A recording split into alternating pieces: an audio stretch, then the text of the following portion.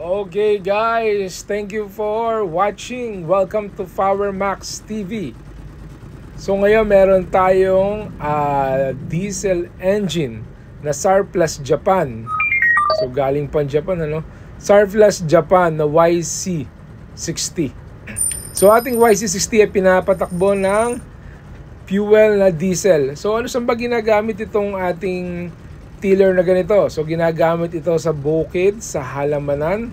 Iba ginagaya nila, pinapalitan ng gulong, ginagaya sa pang Thailand na nakasakay yung mga operator.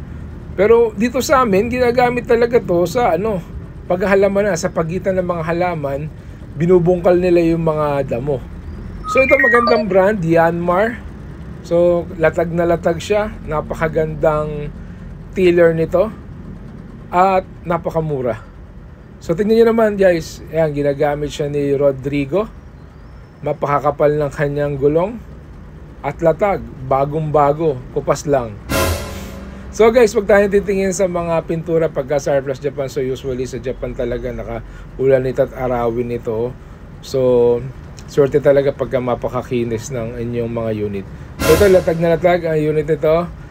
Ayan, may ilaw pa siya. Surplus Japan, muli, YC60, and thank you for watching PowerMax TV.